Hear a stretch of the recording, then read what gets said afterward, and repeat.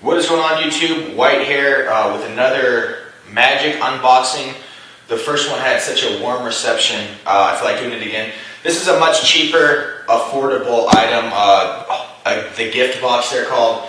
And basically they come with 5 booster packs, a basic lands pack, and some different little dividers. And most importantly for me is a nice box. I believe it stores 800 cards. And it's really nice if you buy a bunch of booster packs and stuff to have a big practical box you can store all of them in. And then the boosters, it's just kind of a fun thing. 8 booster packs to unopen. Will you get anything good? Probably not with just 8. But we'll hop into it right now and see what we end up getting. First we'll unsleeve this. And you can see a really nice quality box. If you guys watch the Tulare Community College professor, he reviews these things and does really good reviews, and he kind of sold me on buying one of these actually because in the past these boxes were kind of shitty, but you can see this is actually super nice, super sturdy, and it does hold 800 cards, so this will fit a booster box worth of cards at least for a set, and then you can just get one for each set if you want to. So here's all our cards, kind of difficultly taped together here. Might have to get a knife. Just squeeze them on out. Booster packs. These dividers, which are just amazing. And they come with labels, and you can divide your cards basically based on mythics or color or whatever you want.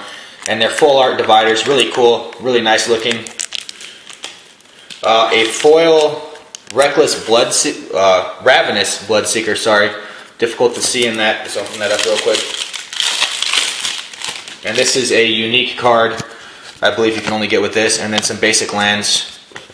I'm kind of over basic lands. I kind of want to get the full lands after me and Fanta unopened some Battle for Zendikar packs, and they all come with full lands, which I just think are way cooler than these old school looking lands. But still always practical, especially for a new player. And then this card, foil, unique foil that you're not going to get anywhere else. Pretty good reason to get it as well. If nothing else, you can get a unique card. Alright, let's hop into these boosters, see if we can get anything worthwhile.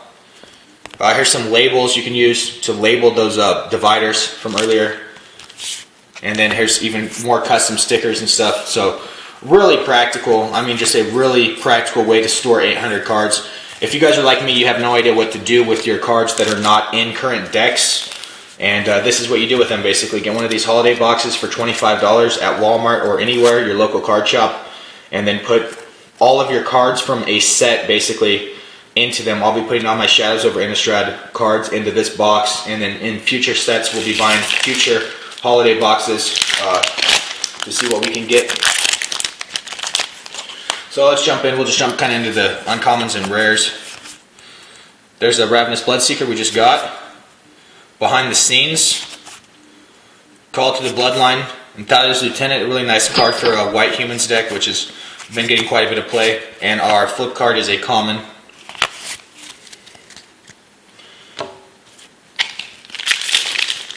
This is fun. It's fun that this is quick and affordable. I recommend you guys, if you guys like Magic at all, go get one of these because it's just kind of affordable, and I said a really quick thing you can do. It's not going to take the whole day, and it's not going to cost a paycheck like the booster boxes might. Moonlight Hunt, Ghoulsteed, Wildfield Scarecrow, Tireless Tracker. This card's been getting a decent amount of play in Standard. Hair of Falconarth is our flip card, a vampire.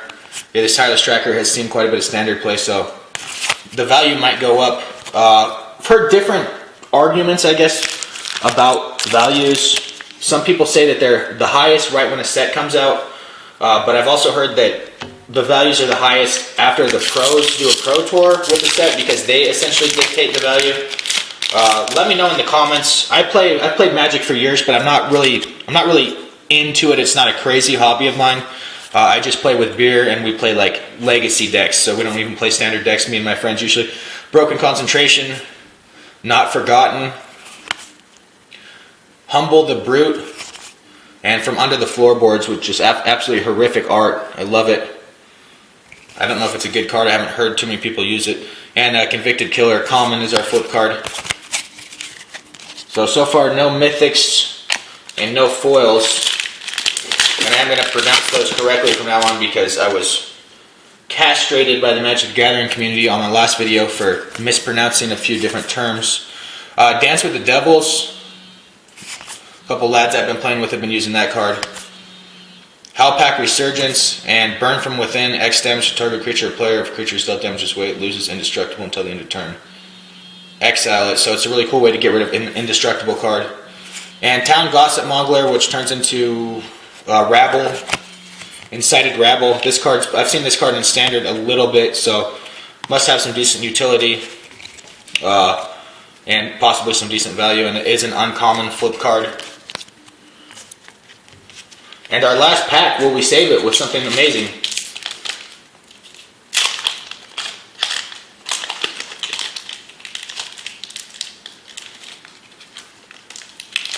Because I can't even open it here. Deny Existence, what a name. Gloom Widow, 3/3 reach. Stitchwig Scab. Mad Prophet, and Ovenwald Hydra, a mythic, with a little bit of value. I don't think it's not that great. Its power and toughness are equal to the number of lands, but it does have reach. And a Rare Reach Bandit. So why the hell did I get another rare? I got 2 flip cards, and one of them's a rare. That's kind of neat. I don't know why they gave me 2 flip cards. But kind of an exciting pack to end it off there, including the mythic Ovenwald Hydra, which I do run in one of my decks, so maybe I'll add this as an extra sideboard. Pretty exciting. Again, you're not gonna hit a home run with the booster packs typically, but this box to me is just super worth it.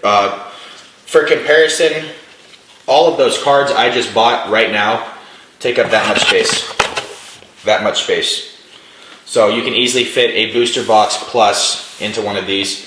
And as I said, if you collect a lot, just put whatever set it is, for in this case Shadows over Innistrad, put all your cards from that one set in one of these and then store it wherever you want. Keep the sleeve, and these boxes are just super collectible as well. What is going on? Once again, a long line of ways to waste all of your money has ended here with a gift box. This would be the third and final kind of piece to the puzzle with Shadows over Innistrad as far as things I've bought and things I'm unboxing. We did the gift boxes, which looks like this. It's a lot bigger, which is kind of funny that it's larger than the fat pack. But the fat pack does come with a lot of really cool stuff, especially if you're a collector. It's some stuff you just have to have.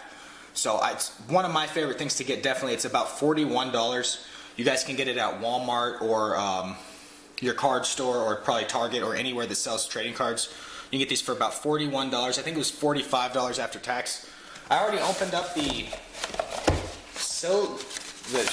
wrap stuff around it because the stuff's a pain in the ass to get off. Comes with a cool little booklet with some of the cards, and I think it has some lore about this set as well, which is really cool because Magic has a really cool story that if you know the story, it makes playing the game a lot more entertaining than it already is. It's kind of fun to be like, oh, this is that Planeswalker, oh, this is that creature they mentioned, and then it makes the game kind of cool. It comes with this, if you're a collector, a Jace on the front there, edgy looking Jace. You can fold that out and put that in your game room, and then it comes with this really cool way to store cards. Top comes off here,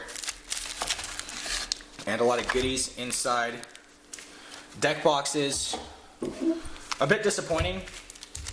In truth, I thought they were going to be like real. This is kind of shitty, cheap cardboard, but it is cool. It does have Avacyn on the front of that one, and we have a Sorin. Is that this guy's name? Sorin on the front of this one. Really cool. I'm going to be putting a couple decks in these. They're not that sturdy looking, but they are collectible. They're from this set, and this is the only place you're going to get them is these fat packs. So if you're a Magic collector, it's cool to get stuff like this that's exclusive. So 2 different groups of shrink wrap here. First one's going to be boosters and basic land pack. I'm always running out of land, and the nearest card shop for me is like 35 miles. So basic land packs are actually pretty helpful. I know that local card shop will typically give you land for free, but if you don't have a land place right next to us, you can either buy them for cheap online, or you can go get them with fat packs or with gift boxes or whatever. Obviously you don't want to just rely on booster packs to get your lands because that's going to take forever. And then a really cool die with the Shawdows over Innistrad symbol. If you guys can see if the camera wants to focus, probably not. This camera is kind of a waste of money. Thanks a lot, Retro Liberty, if you guys are watching.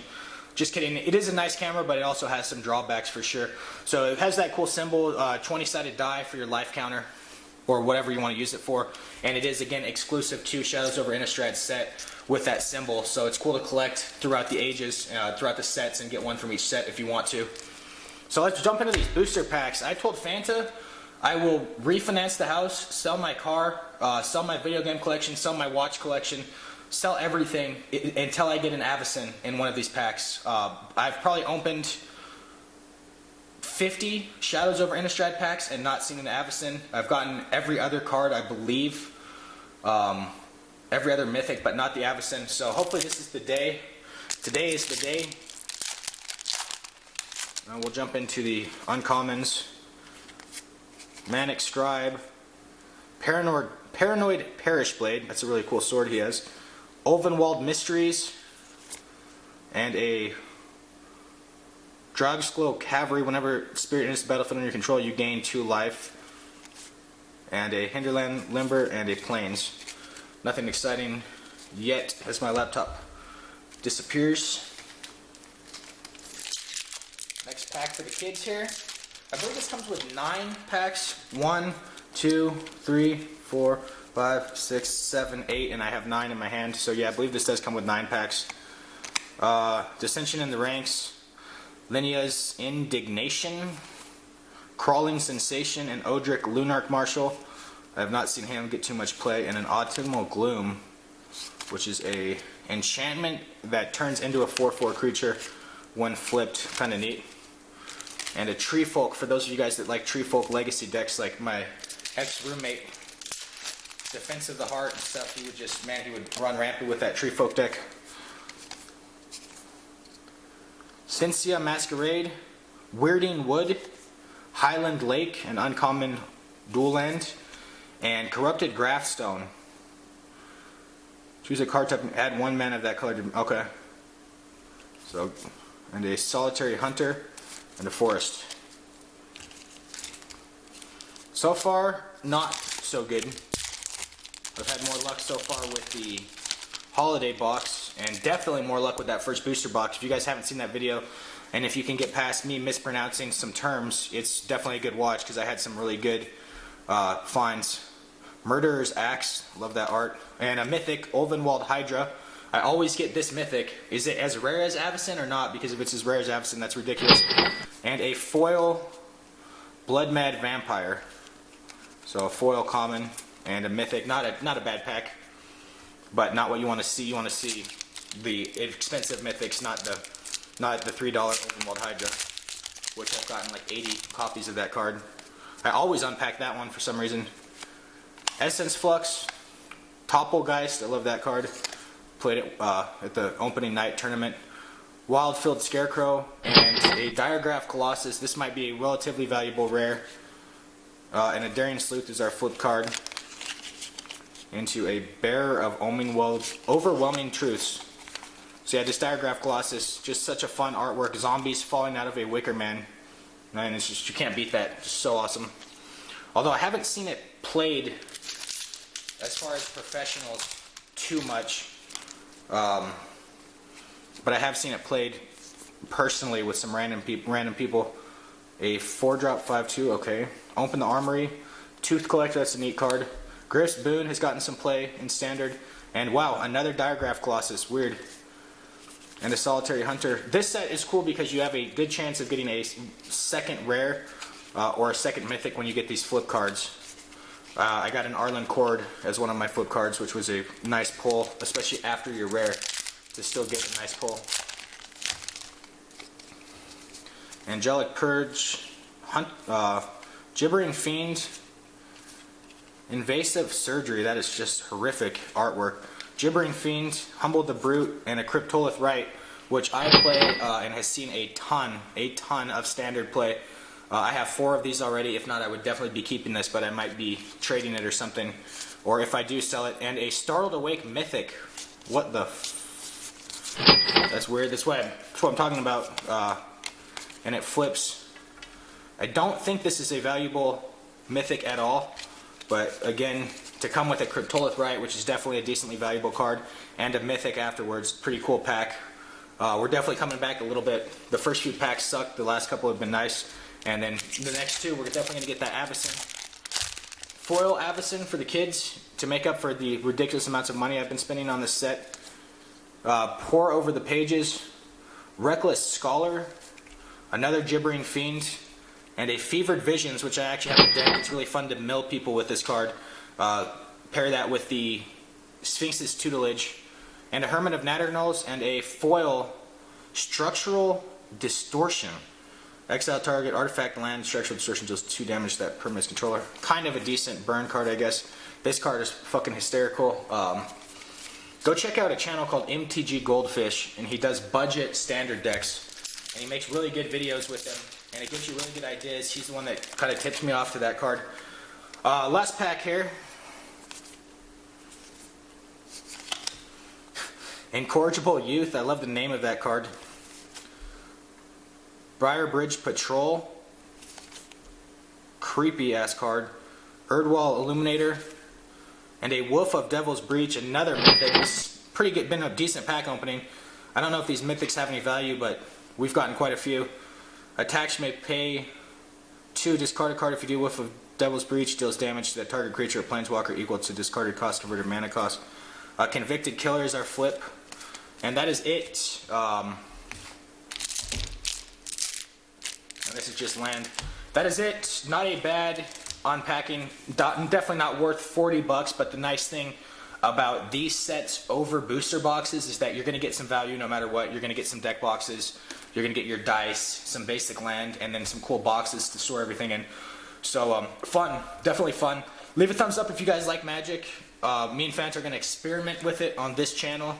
If it doesn't do well, we are going to not do it on this channel and we'll stick to retro gaming. But most people I know love Magic. And they're the same people that love retro gaming. It's my favorite trading card game. It's the original trading card game. If I'm not mistaken, it came out in like the 90s. I don't think there's anything before it. So it's an awesome game. I recommend you guys try it out. And if you guys like the content, we'll continue doing it. Doing these unboxing videos is really, really, really fun. Like really fun. And if people enjoy it on this channel, I'm going to start spending money and getting older sets, like several $100 booster boxes. For your enjoyment, and then really for me and Fanta's enjoyment, because sitting around and unboxing the booster box is one of the funnest things of all time to do. I feel like a kid on Christmas, and this was 9 packs. A booster box is 36 packs, I believe. So it's a lot of fun. It's a lot of value. You might get burned. In a lot of cases, you are going to get burned, but you also might get a foil mythic. And as you get into the vintage, the older sets, the booster boxes are going to be thousands of dollars, but then there's cards that are worth thousands of dollars you can pull, and that's where it gets really fun. So leave a thumbs up if you guys enjoy the content. We will be back with more game hunting very soon. It's getting hot in Tucson, so game hunting's kind of ceased. But there are some stores and stuff we're going to check out, some thrifts in the area that are new. As far as I'm aware, they're new. So we'll be going there looking for games, and I'll be trying to do some Craigslist game finds, which is a really weird thing to do on this channel. Alright, take care guys, later.